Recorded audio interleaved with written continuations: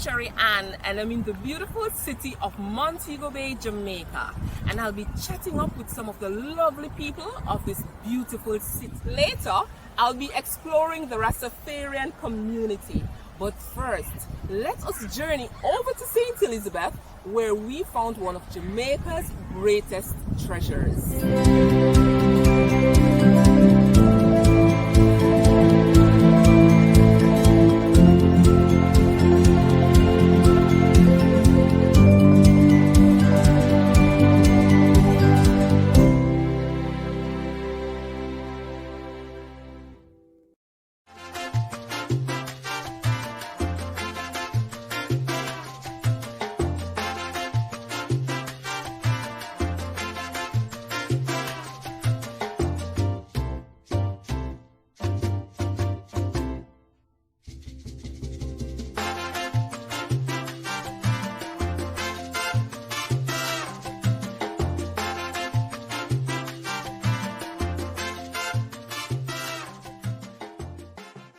My mother started 20 years ago as a small little restaurant, and it was just backpackers coming through, mainly from Germany. And so we started in cuisine. Dr. Lloyd does a fantastic job. The first dish I'm going to prepare now is the chicken keef. The chicken breast is already deboned. First, we're going to coat the chicken breast in the egg. Then we're going to flour it. Then we're going to deep fry now. Meanwhile, I'm going to prepare a sauce to go with this. I'm going to add some sweet chili sauce here. Add some vegetables here now to go with the chicken breast. Well, I want to cut some orange rings now for decoration.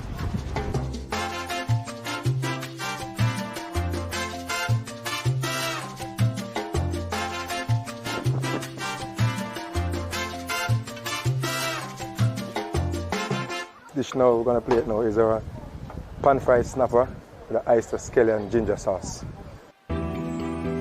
This is another one of our seasoned dish updates here.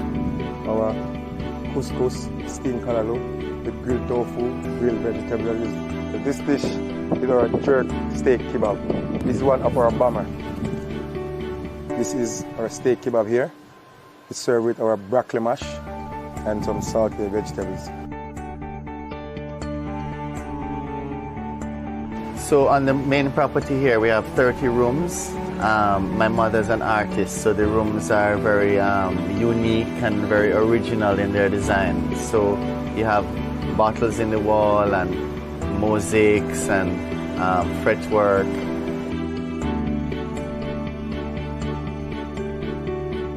We recently added the Driftwood Spa. Driftwood Spa has really added a new element to Jake's. So we use a lot of natural ingredients in our treatments, and a lot of yoga instructors have come down from.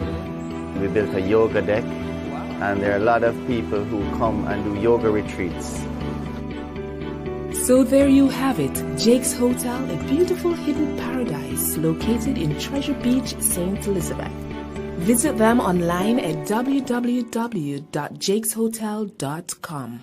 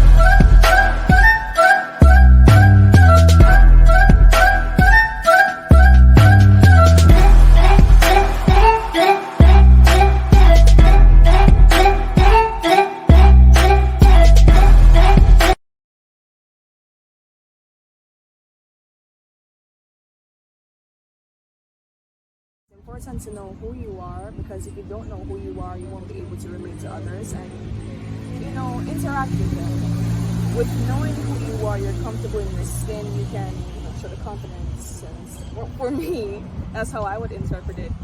I can't really give a solid description or explanation as to why you should know who you are, but it is important, especially when you're going through life, to know who you are.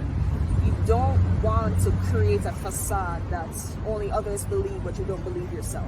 You have to believe in yourself, know yourself before you can actually put yourself out there for others to see. That's how I think. That's how I think it.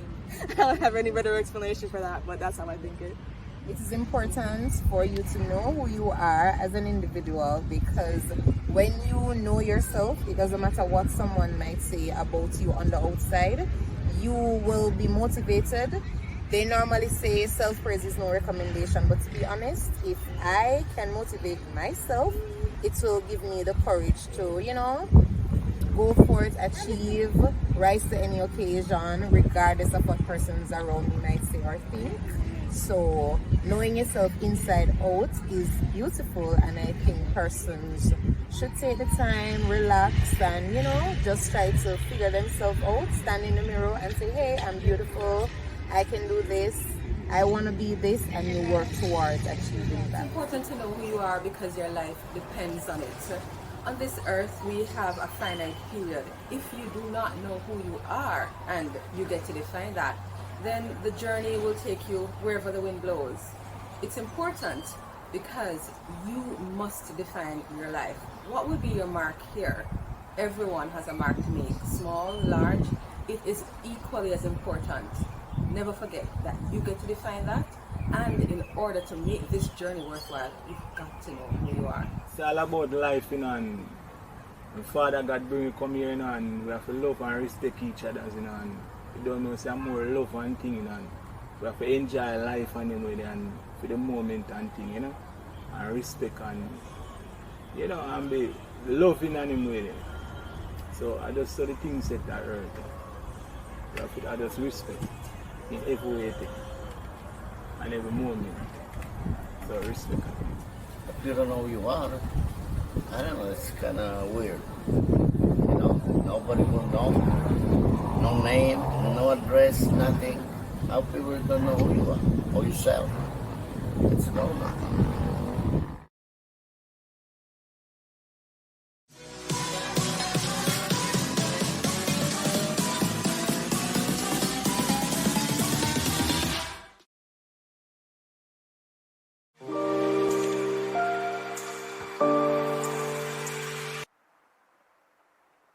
Did you know that Montego Bay was a stage for one of the most important slave uprisings in Jamaica's history?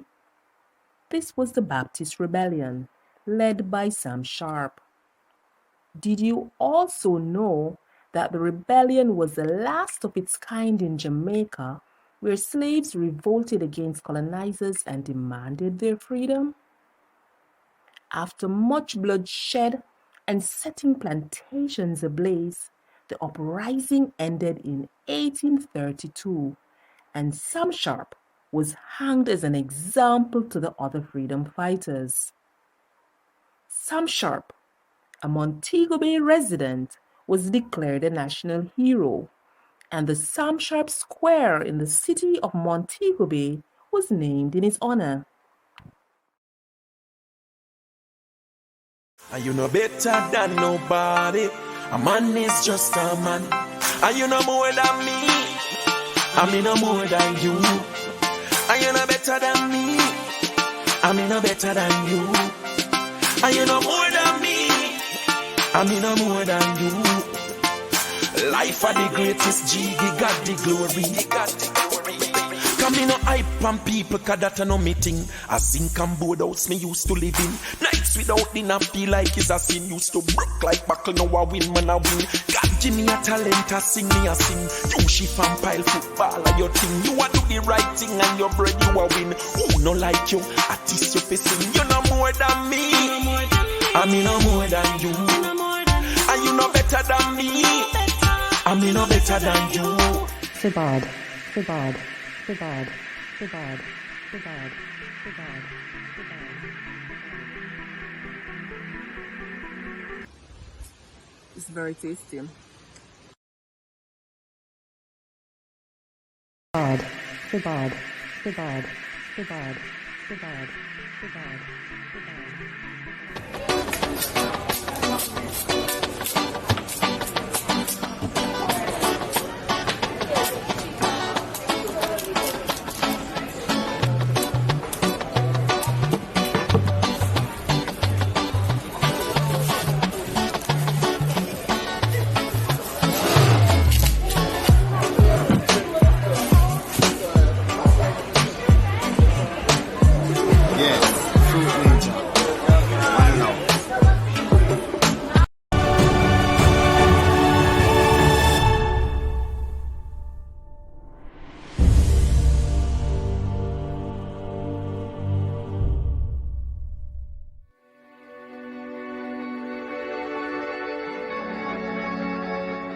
As you said, many of Jamaicans, they don't know much about what's out of their communities, and tourists alike, they don't know what's outside of the resort.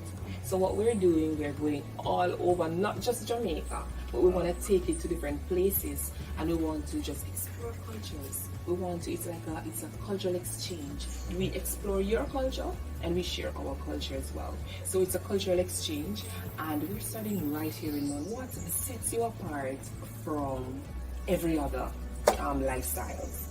As a Rastafarian, yes. What is the highlight of your culture? I met Ian, people call him Rasta, but it's Ian.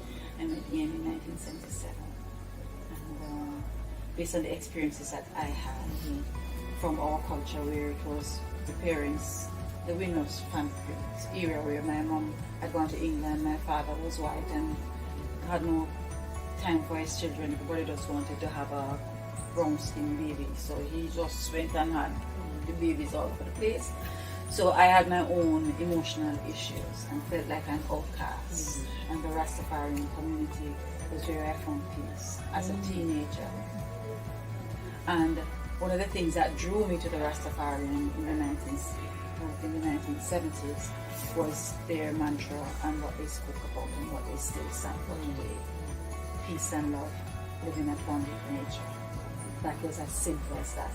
Rastafarians have been a part of Jamaican culture where we talk about what you put into your body. Now everybody's talking about health-wise, and this is something that Rastafarians have been ridiculed for when they talk about idle food and not eating meat and so on, and maintaining our culture. So that has set. This is blue pea vine. We do a specific type of art with it with people.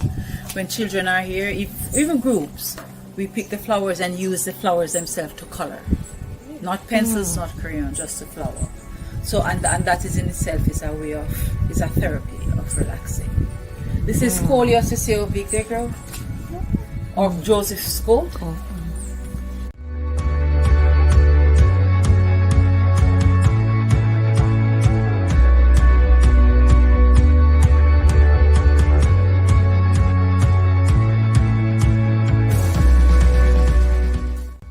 Slave labor built it, and a lot of them lost their lives. All of those blocks and rocks that you see they use underneath, all the building was done by hand by slaves, and hundreds of them lost their lives. So the myth is that, the saying is that when the spirits of the slaves gather on the bridge, that is when cars go over and they claim more victims. And they have tried to put rails on the bridge, but the rails always break, so it has to go back to the original way. In 1984, they installed the stoplight. Here is one right there. Here is one over there. And if you look keenly, right here, so you will see you know this rock? See it? They call it Pum rock. See it? So that's a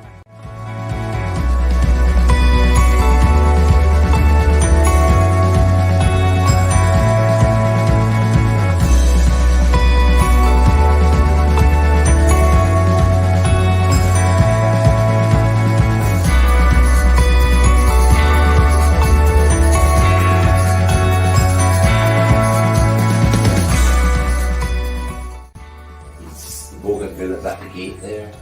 See, it's the sunrise release some of our birds back here. Side behind you. So we do, it's a selection of paintings and that is just coming from life in general, for what I see, what's around. So, it's my way of giving thanks for for the life that I see. You know, the colors, the vibrant colors that I use. Because life is all about this. It's alive.